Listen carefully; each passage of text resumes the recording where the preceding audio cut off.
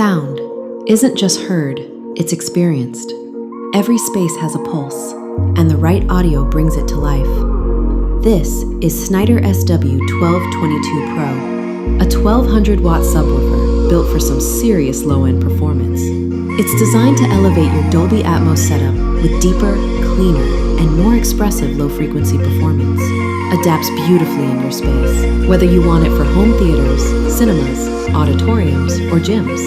Inside are dual 12-inch drivers with neodymium magnets to produce deep, tight, and a controlled bass. With low-frequency extension down to 30 Hz, it delivers clean output, even when pushed to its limits. So what you hear isn't just loud, it's precise.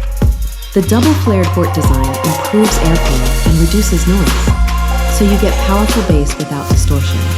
Internal bracing strengthens the cabinet and minimizes vibration, so the sound you hear comes from the driver, not the enclosure. A custom-tuned amplifier delivers stable, high headroom power for consistent performance during long sessions, movies, and music.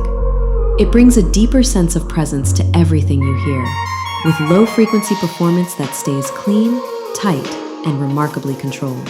Snyder gives you control.